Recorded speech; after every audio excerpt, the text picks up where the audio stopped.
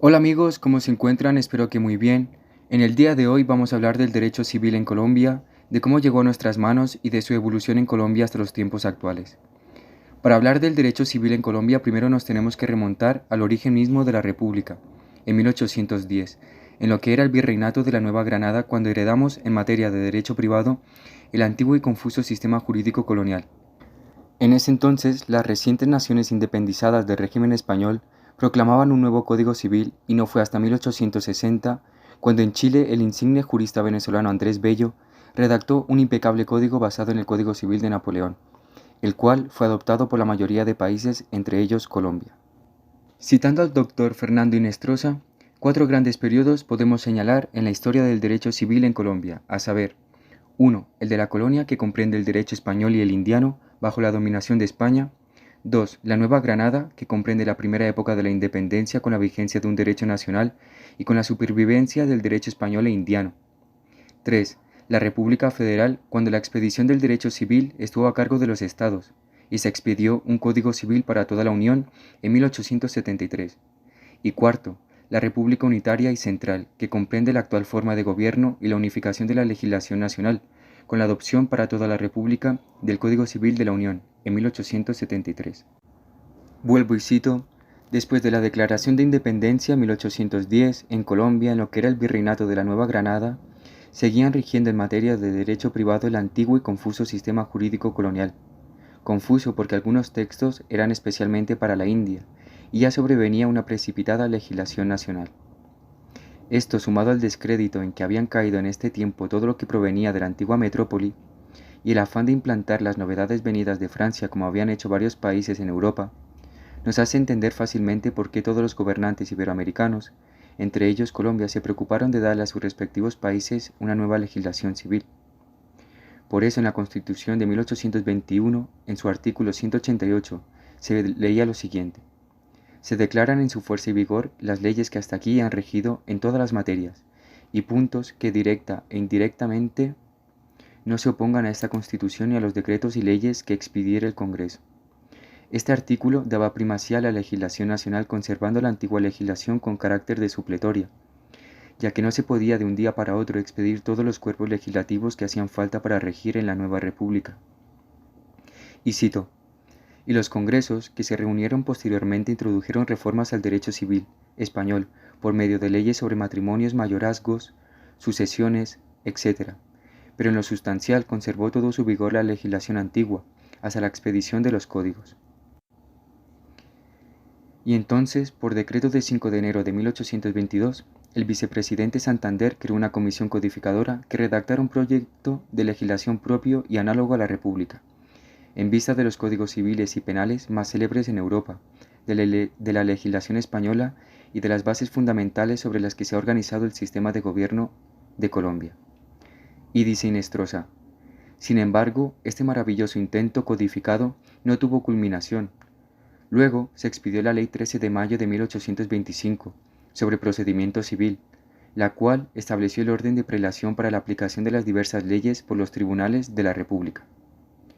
Otro intento no menos importante de dotar a la reciente nación de un código fue el libertador Simón Bolívar, que por decreto expidió en 1829 la formación de otra comisión que redactara un proyecto de código civil, tomando como base el francés de 1804, pero por cuestiones políticas de esta época ninguno de los dos proyectos tuvo culminación.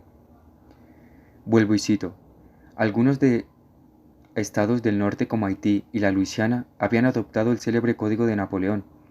Esto llevó a que en 1822 el gobernador de Chile propusiera que se tradujera de inmediato el código y que se le adoptara. Los letrados, en cambio, buscaban un camino que desembocara en el legítimo deseo de tener leyes atinadas, pero sin romper con costumbres y hábitos inveterados. En España habían tardado medio siglo en hallar la fórmula legal satisfactoria, así que no era una tarea sencilla. Lo que sí era fácil era legislar comisiones tras comisiones que se encargaran de esa empresa, que era lo que hacían la mayoría de los casos los cuerpos legislativos. Así que necesitaban a un hombre versado y tenaz que se impusiera el arduo trabajo de componer el código. Esta gloria estaba reservada para el venezolano jurisconsulto Bello, el cual en 1831 se consagró a ese intento con ejemplar constancia. Una de las cabezas más equilibradas y llenas de conocimientos era la suya, y el gran mérito de los gobernadores estuvo en que supieron aprovecharla. Esta tarea la tenía que hacer solo una persona con la intención de dotarla de suficiente unidad. Este proyecto sería público y todas las personas podrían proponer enmiendas o imponerse de sus deficiencias, y finalmente una comisión debería revisarlo antes de ser presentada al Congreso. Bello pudo presentar la parte concluida de su trabajo en esta comisión, que fue celebrada en 1840. Después se nombró una segunda comisión, pero ésta se encargaba de presentar el proyecto al Congreso. Mientras tanto, Bello siguió trabajando en su proyecto solo hasta que en 1852 presentó a la última comisión un proyecto muchísimo más perfecto. El presidente de la comisión, el ilustre jurisconsulto don Manuel Montt, que también era presidente de la República, y en su despacho se celebraron las reuniones para analizar y determinar el proyecto de código, y donde se despachó la ley aprobatoria del nuevo código, que iba a regir a partir del 1 de enero de 1857. Este Código Civil se divide en 4 libros, y en un título preliminar las principales normas de carácter general. Figuran así, entre otras, reglas relativas a la promulgación y carácter obligatorio de la ley, a su retroactividad y a su interceptación. Se contienen también allí los preceptos fundamentales del derecho internacional privado, que vienen a ser los efectos de causa, la ley en orden al territorio. El primer libro está consagrado por entero a las personas. Comienza por definirnos de manera generosa lo que se entiende por persona.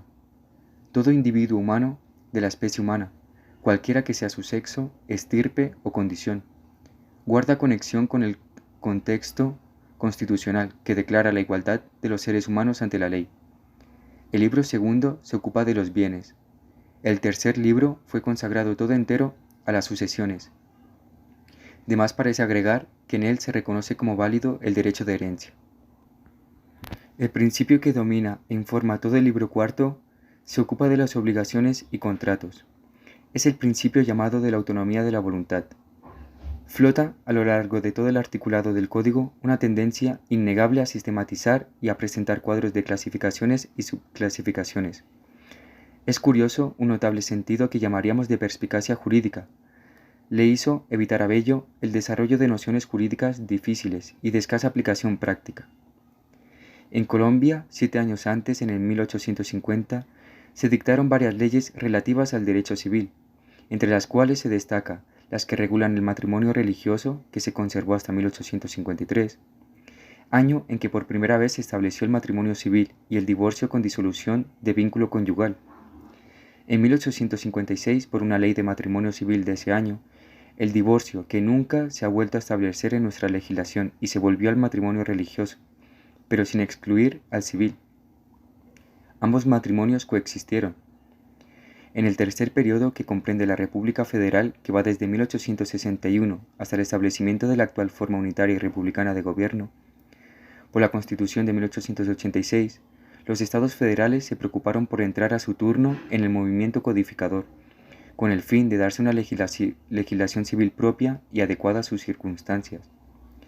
De acuerdo con Inestrosa, ese movimiento lo inició en Colombia el estado de Cundinamarca, el cual adoptó el 8 de enero de 1859 el proyecto de civil chileno con muy ligeras modificaciones.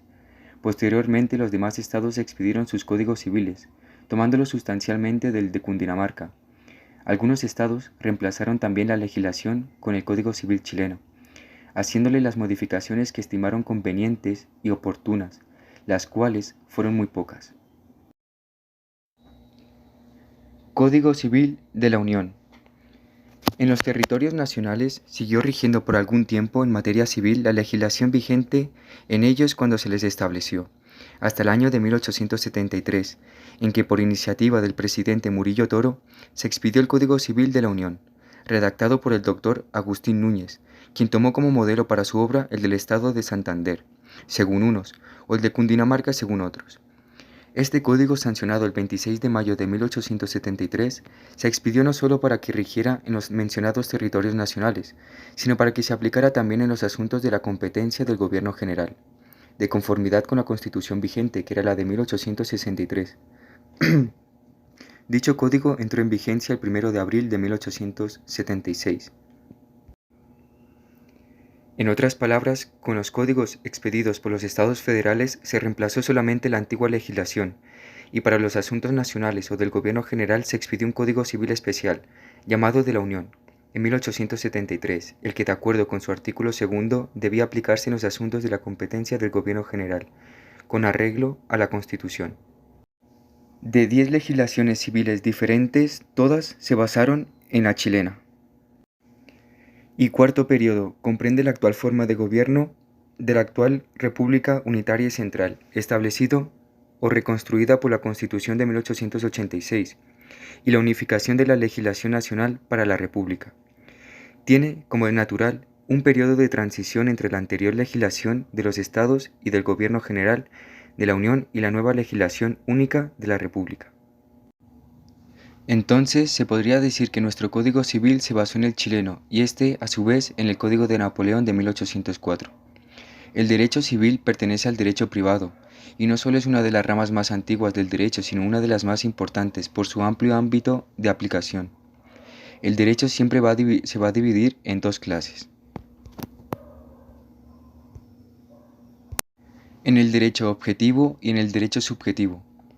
El derecho objetivo hace referencia al conjunto de normas creadas para regular la conducta de las personas que hacen parte de un ordenamiento jurídico, que rige en determinado momento en una nación.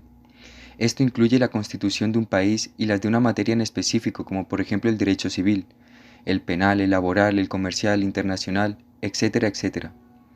Por tanto, el derecho objetivo instituye los derechos y obligaciones y los límites para el desarrollo en un código escrito, ya sea la ley, decreto o constitución. El derecho subjetivo es la facultad que tienen los ciudadanos para gozar de un objeto, sus derechos, bienes y propios intereses, dependiendo de qué facultades o poderes les esté expresamente atribuido en la Constitución y otras leyes. El propietario de una casa tiene un derecho subjetivo, porque dependiendo de sus propios intereses la va a vender, alquilar o hacer uso de ella, porque hay unas leyes constitucionales y civiles que se lo permiten, pero estas leyes pertenecen al concepto de derecho objetivo. Y por último, amigos, ¿qué son los principios? Los principios del derecho hacen referencia a los enunciados normativos más generales que sirven a los jueces y legisladores de la República para interpretar la ley cuando resulta dudosa. Estos principios consagran cómo va a ser la estructura, la forma de operación y el contenido mismo de las normas, y pueden estar escritos formalmente en los ordenamientos jurídicos o no estar incluido en ellos, pero pertenecer de forma abstracta. Entre los principios más importantes se encuentra el principio de la equidad, la libertad, la justicia, la fraternidad, la igualdad, la inocencia y jerarquía, entre otros. En el derecho privado encontramos el principio de la buena fe, que es de suma importancia, pacta sunt servanda, principio de post factum y ante factum, y ayuda humanitaria internacional, y obviamente el de la libertad, entre otros. Y bueno, amigos, no siendo más, espero que les haya gustado y que tengan un muy feliz día, y nos vemos en la próxima. Chao.